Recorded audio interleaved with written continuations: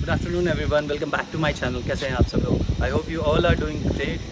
अगर आपने अभी तक मेरे वीडियोस को लाइक नहीं किया, सब्सक्राइब नहीं किया, तो please do like and subscribe to my channel. तो आज मैं आपके लिए लेके आया हूँ Skoda Kylaq signature plus variant, जिनके ओनर हैं mister Ajit sir. Welcome sir, कैसे हैं आप? सबसे पहले आप इंट्रोडक्शन दीजिए अपना। Myself Ajit Mishra. I am working in Apollo Tires here. I stay here since last 3 years. And ये मेरी पहली गाड़ी है स्कोडा काइलैक। सो स्टार्ट करते हैं सर। सबसे पहला क्वेश्चन आपसे ये है कि काइलैक ही क्यों? क्योंकि मुझे एक कंफर्ट राइड चाहिए था, एक जर्मन ब्रांड मैं स्टार्टिंग से प्रेफर कर रहा था। और मेरे को गाड़ियों में सबसे मेरा फर्स्ट प्रायोरिटी था, और मेरा फर्स्ट प्रायोरिटी था luxury, ride quality and comfort. तो अगर आप काइलैक के कॉम्पिटिटिव देखेंगे तो वेन्यू है हमारे पास, नेक्सॉन है हमारे पास, और उसके बाद मारुति की ब्रेजा है। और ये सारी चीज़ों से आपने कंपेयर किया इस गाड़ी को कभी लेने से पहले? मैंने गाड़ी लेने से पहले ऑलमोस्ट जितने भी शोरूम हैं इसके कम्पिटिटिव ब्रांड का, जैसे आपने कहा नेक्सॉन है, किया सोनेट है और अपना ब्रेजा है, मैंने सबका किया। मैंने टेस्ट ड्राइव लिया और जो इसकी राइड क्वालिटी थी और इसकी जो कंफर्ट थी वो मुझे सबसे बेटर लगी बाकी गाड़ियों से। बस इसमें एक कंसर्न था कि बाकी कंपेटिटिव जितने भी इसके कंपटीटर हैं उनसे इनकी माइलेज थोड़ी कम थी, लेकिन माइलेज मेरे लिए कोई खास कंसर्न नहीं था, इसलिए मैंने राइड क्वालिटी कंफर्ट पे के हिसाब से मैंने इसको सिलेक्शन किया। तो ये ऑन रोड आपको कितने की पड़ी?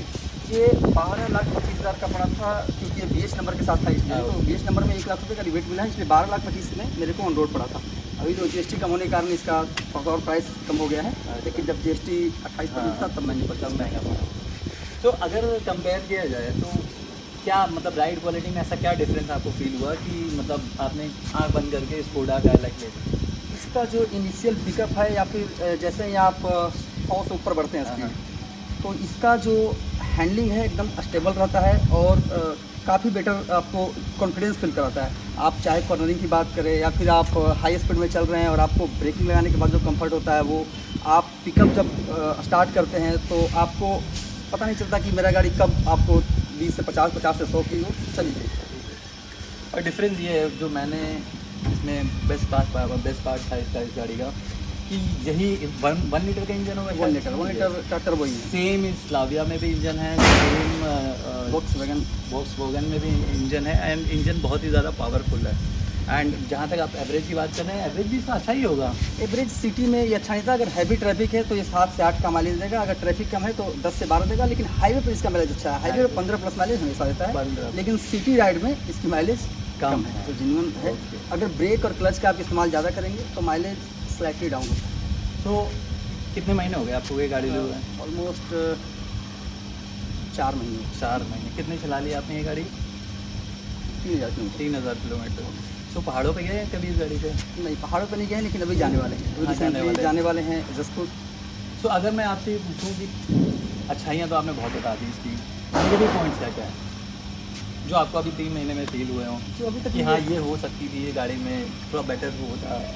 बेटर इसमें मेरे को एक चीज़ लगता है कि सिटी के हिसाब से थोड़ा सा माइलेज इंप्रूव कर सकते थे, और दूसरा इसका जो क्लच है वो क्लच काफ़ी हार्ड है। काफ़ी हार्ड है। क्लच काफ़ी हार्ड है, अगर आप अचानक से छोड़ेंगे तो झटके देती है, बाकी वैसा कोई दिक्कत नहीं। चलाते चलाते वो हैबिट में आती है, हाँ, लेकिन अगर दूसरी गाड़ी चलाकर इस गाड़ी को चलाएंगे तो थोड़ा सा डिफरेंशियल होगा। तो रियर कैमरा की क्वालिटी कैसी है? रियर कैमरा की क्वालिटी अच्छा है, लेकिन वो फुल स्क्रीन में नहीं आता। अच्छा। वो एक मेजर कंसर्न है कि उसको फुल स्क्रीन में देना चाहिए था और विथ गाइडलाइन देना चाहिए था। इसमें विथ गाइडलाइन नहीं है, ये एक मिस है, बाकी सेगमेंट में मिलता है। और कोई नेगेटिव पॉइंट्स अभी तक आपको फील हुई इस गाड़ी में? और कोई ऐसा मेजर नेगेटिव पॉइंट मुझे फील नहीं हुआ है। नहीं फील हुआ है। चलिए अब गाड़ी के अंदर बैठ के देखते हैं गाड़ी का क्या क्या फीचर्स है। आइए। सो अंदर से गाड़ी काफ़ी लग्जरियस फील हो रही है। सारी फैसिलिटीज़ गाड़ी में जहाँ तक मुझे लग रहा है दी गई हैं। 6 गियर्स हैं, हैंड रेस्ट है, इंफोटेनमेंट सिस्टम 10.2 इंचेस का है शायद, and 10.25 right, and digital display भी है, ओडोमीटर भी है। तो ऑलमोस्ट गाड़ी की इंटीरियर तो काफ़ी अच्छे लग रहे हैं इसमें। अच्छा, मैंने बहुत कंप्लेंट्स सुनी है कि स्कूटर की गाड़ियों में एसी की बहुत प्रॉब्लम है। मतलब अगर गर्मियों में, अगर जिन्होंने भी रिव्यूज़ दिया है कि गर्मियों में हाई टेम्परेचर 40-45 डिग्री सेल्सियस अगर है तो कूलिंग में बहुत प्रॉब्लम है इसमें। नहीं, एसी का कंप्लेन मेरे को फिर नहीं हुआ है। एक्चुअली जहाँ हमारा ऑफिस है, हाँ। तो ऑफिस में ओपन पार्किंग है। अच्छा, अच्छा। पूरे दिन सुबह में लगाता हूँ, पूरे दिन गाड़ी धूप में जाता है, फिर शाम में भी जब मैं बैठता हूँ तो एसी का कोई इशू नहीं है। उसमें क्या होता है कि जैसे एसी अगर आप ऑटो मोड पे सेट नहीं किए तो फिर कूलिंग में टाइम लगता है। अगर आप ऑटो मोड पर सेट कर दिए, ऑटोमेटिक टेम्परेचर को वो एयर प्रेशर से ऑब्जर्व कर लेता है और उसके बाद जो है वो आपको 2 से 4 मिनट में कूल कर देगा। तो अगर आप ऑटो मोड पे एसी चलाते हैं तो एसी बेटर होता है। अगर आप ऑटो मोड पे नहीं चलाते हैं तो थोड़ा सा टाइम लगता है। थोड़ी प्रॉब्लम की आवाज़ जो है। सो राइड क्वालिटी, अच्छा ये जर्मन में ये अपोजिट सिस्टम होता है ना, स्टीयरिंग मतलब इंडिकेटर का और वो सारी चीज़ें। इंडिकेटर का राइट वो नए ड्राइवर के लिए थोड़ा सा इशू कर सकता है, क्योंकि वो क्या आदत रहती है लेफ्ट साइड इसका जो है इंडिकेटर। तो साउंड म्यूजिक क्वालिटी कैसी है? म्यूजिक क्वालिटी तो बेटर बेटर है। आपको। बाकी बूट स्पेस की अगर बात करें तो आपको सफिशिएंट लगा? बूट स्पेस काफ़ी सफिशिएंट है। इनफैक्ट सेगमेंट में सबसे बड़ा बूट स्पेस है। कितना? 480 लीटर है। 400 हाँ 81 या 91 की। एंड रही बात पीछे की सीट की, अगर हम बात करें तो 3 बड़े एडल्ट्स आ सकते हैं कि कोई इशू है इसमें? 3 बड़े एडल्ट आते हैं, लेकिन वो थोड़ा सा compact हो लॉन्ग जाता राइड है। के लिए वो बेटर नहीं, बेटर compact हो नहीं है, जाएगा। मतलब 2 ही लोग सफिशिएंट है, हाँ, राइट? 2 लोग सफिशिएंट है। एक अगर चाइल्ड रहे तो बेटर है, अगर Better 3 है। लोग रहेंगे तो वो अंडर 100 किलोमीटर सही है। 100 किलोमीटर से ऊपर जाने में करेक्ट। बाकी इसमें क्रूज कंट्रोल भी है शायद? क्रूज कंट्रोल है। क्रूज कंट्रोल है, ठीक।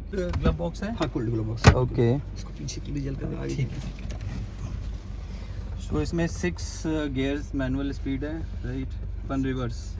रिवर्स इसका रिवर्स का हम आगे। समझ गया। कौन सा sound?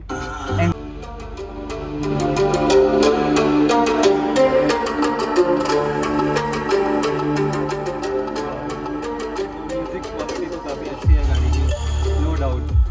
मेरी गाड़ी की भी अच्छी है, बट इसकी भी अच्छी है, नो डाउट। तो और क्या क्या फीचर्स, स्पेशली आपको अगर गाड़ी से कंपेयर करें तो क्या चीज़ आपको ऐसा लगे कि आपको एक्सेप्शनली एक्स्ट्रा मिल गई इस गाड़ी में? सबसे बेटर जो इसका हैंडलिंग लगता है, लेदर रैप्ड, और इसका जो हाँ, हैंडल का जो लुक है। ओके। बैठने के बाद जब आप सिटिंग करते हैं ड्राइवर सीट पे तो एकदम प्रीमियम फील आता है। हाँ। और इसका जो डिजिटल क्लस्टर मीटर है ओके तो वो एक अलग फील देता है। ओके। तो इसमें टिल्ट और टेलीस्कोपिक दोनों हैं? दोनों चीज़ें टिल्ट और ओके टेलीस्कोपिक ओके दोनों ओके ओके। और बाकी आपको अभी तक 2 ही 3 चीज़ प्रॉब्लम इसमें नज़र आई जो आपने मुझे बताया, वो क्या क्या थी? वो पहला एक था कि जो कैमरा है, कैमरा है, कैमरा ऑन करके दिखाइए। एक कैमरा जो है फुल स्क्रीन पे नहीं आती, हाफ स्क्रीन पे आती है। और ये जो गाइडलाइन है ये मूव नहीं करती है कि हाँ स्टीयरिंग आप जैसे रोटेट कर स्टीयरिंग रहे हैं। रोटेट कर रहे, देखिए मैं ओके। स्टीयरिंग रोटेट कर रहा हूँ, ये जो है रोटेट नहीं हो रही है। ठीक एक ये है। दूसरी इसमें है कि जो क्लच है आप देखेंगे, हाँ हार्ड है, क्लच जो है वो काफी हार्ड है और थोड़ा सा अंदर की ओर है। बाकी में क्लच जो है, क्लच का साइज इतना रहता है, इसमें डिस्टेंस कम है, डिस्टेंस ज़्यादा है। इसमें तो इसमें थोड़ा सा आगे सीट करके चलाएंगे, अगर हाइट कम है तो ज़्यादा बेटर रहती है, नहीं तो फिर अगर हाइट सही है तो आपके लिए कंफर्टेबल। सो सर अब थोड़ा सा मैं राइड करके इसका रिव्यू देख लेता हूँ खुद से, ठीक है? करते हैं। हाँ डिस्टेंस तो काफ़ी ज़्यादा है आपका, सीट आप पीछे करेंगे तो कंफर्टेबल रहेगा। इनिशियल पिकअप तो बहुत अच्छा है इस गाड़ी का।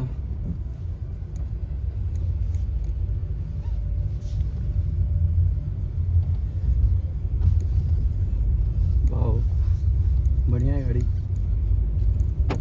पिकअप के मामले में तो नो डाउट इसका इंजन जो है बहुत ही ज़्यादा पावरफुल है, 1 लीटर का है। सेम इंजन आपको स्लाविया में, काइलैक में, स्कोडा के मैक्सिमम गाड़ी में मिल जाएगा। और 12-12.5 लाख रुपए में आपको और क्या ही चाहिए। सो अगर कोई लेना चाहे ये गाड़ी तो आप रिकमेंड करेंगे? बिल्कुल रिकमेंड करेंगे। अगर उनका कंसर्न सिटी ड्राइव ज़्यादा है और उनका माइलेज कंसर्न नहीं है तो बिल्कुल ले सकते हैं। अगर जिनकी हाईवे पे ड्राइविंग है तो उनके लिए काफ़ी बेटर गाड़ी है। मतलब माइलेज का बस इशू है? हाँ माइलेज का इशू है, वो भी सिटी में, हाईवे पे नहीं। अगर हैवी ट्रैफिक में, जैसे यहाँ से एग्जांपल के लिए हम रायपुर में हैं, तो अगर हमारा ऑफिस एग्जांपल के लिए मोदापारा में है, तो वहाँ पे अगर आप जाते हैं तो वो माइलेज कंसर्न रहेगा। और अगर आपकी ऑफिस टाटी बंद की तरफ, जैसे हम लोग का ऑफिस टाटी बंद की तरफ है, तो वहाँ पे आपको कोई कंसर्न नहीं रहेगा क्योंकि हैवी ट्रैफिक होता नहीं। राइट। मतलब हाईवे पे इसका एवरेज काफ़ी अच्छा है, हाईवे पे काफ़ी अच्छा। 20 प्लस है? नहीं 20 प्लस 20 नहीं प्लस है, नहीं है। 15 प्लस है, 16 17 18 तक मैक्सिमम मैं ले गया हूँ, 18.5 तक। तो आप मैक्सिमम इस गाड़ी को कितने स्पीड तक ले गए हैं? Speed maximum 144। 144। वाह, पिकअप तो लाजवाब है इस गाड़ी का, नो डाउट। 180 तक जाता है, लेकिन मैं जैसा रोड कंडीशन है, अभी अगर कहीं जाऊँगा, रिसेंटली 24 को जाने वाला हूँ, तो एक बार मैं स्पीड टेस्ट तो 24 को आप कहाँ जाने वाले हैं? मैं जाने वाला हूँ जसपुर, वहाँ पे हमारा ससुराल है। जसपुर। अच्छा, आपका वहाँ पे ठीक है, फैमिली है। सो बढ़िया है, गाड़ी तो सफिशिएंट है 12.5 लाख रुपए में। बहुत प्यारी गाड़ी ली है आपने, यही डिफरेंस आ जाता है। अब मेरी आधी आदत है गाड़ी वो चलाने की। इंडिकेटर की जगह जो है आपका वाइपर ऑन हो गया। और सारी चीज़ें हैं गाड़ी में जो बेसिक नीड्स होती है। बेसिक नीड की सारी चीज़ें। एंड कैसी सर्विसिंग करवा ली आपने गाड़ी की? इसकी सर्विसिंग 15,000 किलोमीटर पे होता है, तो अभी पहली सर्विसिंग? हाँ, पहली सर्विसिंग 15,000 किलोमीटर पे, अभी उसके पहले सर्विसिंग ही नहीं है? कोई सर्विसिंग नहीं है। मैंने Okay. पूछा भी था कि अगर आप गाड़ी चेक करना चाहें तो चेक कर लीजिए, बोले कि नहीं चेक नहीं करेंगे, हम लोग श्योर होके देते हैं। 15,000 किलोमीटर पे ही फर्स्ट सर्विसिंग अपनी होगी। और ऐसी कोई प्रॉब्लम अभी तक गाड़ी में जो आपने फेस की हो सर्विसिंग से रिलेटेड, या कोई नॉइज वॉइज, रैटलिंग साउंड? अभी ऐसा कुछ भी फेस कोई भी चीज़ है? ऑलमोस्ट मैं 3-3.5 महीने हो रहे हैं गाड़ी के, मैक्सिमम 4 महीने हो रहे होंगे। मैंने 3,000 किलोमीटर, मतलब मंथली 1,000 किलोमीटर का मेरा रनिंग है। ओके, मतलब ज़्यादा रनिंग भी नहीं है आपकी? Monthly 1,000 kilometre. और आपने क्या इसकी एक्सटेंडेड वारंटी ले रखी है? नहीं, मैंने एक्सटेंडेड क्योंकि स्कूटा वाले एक्सटेंडेड सर्विस वारंटी भी देते हैं शायद, हाँ, तो वो आपने ले रखी है? नहीं, मैंने वो नहीं ले रखी। नहीं ले रखी। बाकी जर्मन गाड़ी तो अच्छी होती ही हैं, बट सबसे ज़्यादा प्रॉब्लम ये आती है, लोगों का कंसर्न ये रहता है कि इसकी सर्विस कॉस्ट बहुत हाई रहती है। हाँ, सर्विस कॉस्ट हाई रहती है, ऑलमोस्ट आप ये मान के चले कि मारुति से डबल कॉस्ट रहती है, लेकिन हाँ। आप देखेंगे तो वो ऐसी कोई कंसर्न नहीं है, क्योंकि मारुति की सर्विस 5,000 किलोमीटर पे होता है हाँ। और इसकी सर्विस 15,000 किलोमीटर। 15,000 अगर उससे डबल भी रेट लग रहा है तो मेरे को एक बार का पैसा बच रहा है, तो इनफैक्ट सर्विस कॉस्ट इसकी इतनी महंगी नहीं हुई। बट मेरा एक्सपीरियंस जो रहा है टाटा के साथ, इवन होंडई के साथ, मेरे पास होंडई भी है i20, सो टाटा भी 15,000 पे सर्विसिंग देती है। टाटा 10 से टाटा 15,000 पे देती है। इनिशियल सर्विस आपका 1,000 किलोमीटर पे होती है, वो फ्री रहती है। दूसरा 7,500 पे होती है, वो भी फ्री रहती है। और 15,000 की एक सर्विस वो भी फ्री है। उसके बाद जब आप करवाएंगे तो 30,000 पे, मतलब नेक्स्ट सर्विस जो आपकी पेड होगी। और सबसे नेगेटिव पॉइंट है, अगर आप बाहर से सर्विस करवाएंगे तो आपकी वारंटी लैप्स हो जाती है। इसमें एक जो मैं डिस्कशन किया था स्कोडा के अलग अलग शोरूम में, तो मेरे को बस एक ही कंसर्न लेकर सर्विस के रिगार्डिंग, कि अगर आपका क्लच प्लेट जो है वो 40 से 50,000 किलोमीटर पे बदलना पड़ता है, और क्लच प्लेट इसका काफ़ी महंगा है। बाकी गाड़ियों से कंपेरिजन करेगा तो 3 से 4 गुना महंगा है क्लच प्लेट इसका। क्लच प्लेट कितने का है इसका? ऑलमोस्ट 35,000 रुपये की। 35,000 रुपये की, काफ़ी। हाँ, स्पेयर पार्ट्स तो महंगे होते हैं। इवन होंडई के भी स्पेयर पार्ट्स काफ़ी महंगे होते हैं। मारुति को लोग इसीलिए प्रेफर करते हैं क्योंकि उनके spare part servicing and plus resale value होती है। बट वो मज़ा मारुति गाड़ी में नहीं है जो आपकी स्कोडा या अदर ब्रांड्स में है। ये तो no doubt, German cars are made for. मैं 5 साल के हिसाब से गाड़ी लिया हूँ, और 5 साल में अपने को था कि उसको सेल आउट कर देंगे, फिर नया 5 साल में अपग्रेड करेंगे। बट यही है, लेने से पहले जिसको एवरेज का इशू है तो वो थोड़ा ध्यान रखेगी गाड़ी लेने से पहले। बाकी सारी चीज़ें तो काफ़ी अच्छी हैं। गाड़ी कहाँ लगा, वहीं पे लगाते हैं। इम्पोर्टेंट चीज़ है कि आप सेटिस्फाइड है लेने के बाद। आप बिल्कुल मैं सेटिस्फाइड हूँ, क्योंकि मेरे को अभी तक कोई ऐसा कंसर्न फील नहीं हुआ, चाहे वो एसी के रिगार्डिंग हो, चाहे वो कहीं भी किसी भी रास्ते में जाने के बाद भी ऐसा फील नहीं होता कि आप देखेंगे कभी भी ब्रेकर भी अचानक से आता है तो जर्क फील नहीं होता इस गाड़ी में। नहीं, गाड़ी का सस्पेंशन भी काफ़ी अच्छा है। पिकअप तो लाजवाब है as compare to other brands. Reverse okay, ये तो नेगेटिव पॉइंट है, राइट?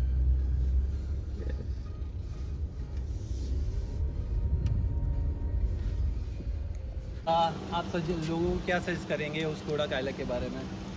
अगर मैं कहूँगा कि उनको एक better ride quality, better comfort का गाड़ी अगर कम बजट में चाहिए, जर्मन इंजन का जो स्वैग है वो फील करना चाहे, लग्जरी, तो बिल्कुल वो इसके तरफ जा सकता है। और इसकी सेफ्टी रेटिंग भी काफ़ी बेटर है। अगर आप गेट भी बंद करेंगे तो फील होता है। हाँ, टाटा और स्कोडा दोनों की सेफ्टी रेटिंग काफ़ी बेटर है। इसमें है कि चाइल्ड भी 5 स्टार सेफ्टी रेटिंग दिया है, चाइल्ड और एडल्ट दोनों। टाटा में सिर्फ एडल्ट मिलते हैं, इसमें चाइल्ड भी है। तो ये एक बेटर चीज़ है। अगर माइलेज कंसर्न नहीं है तो बिल्कुल स्कोडा की तरफ जा सकते हैं। और स्कोडा मेरा अभी तक का जो भी एक्सपीरियंस है बेटर एक्सपीरियंस है। तो ये रहा स्कोडा काइलाइट का ओनरशिप रिव्यू मिस्टर अजीत जी ने मुझे बताया। एंड अगर आपको ये गाड़ी अच्छी लगती है तो no doubt without any complaint you can buy this car. Drive love to drive, fun to drive है, एवरेज का थोड़ा इशू है, इंटीरियर्स काफ़ी अच्छे हैं, लग्जीरियस गाड़ियाँ हैं। सो अगर आपके पास स्कोडा काइलाइट लेने का मूड है so you should go ahead. And thank you so much Ajit ji time आपका अपना प्रीशियस टाइम निकालने के लिए हमारे लिए। Thank you so much. अगर आपने चैनल को सब्सक्राइब नहीं किया है तो please do subscribe to my channel. Thank you so much for watching.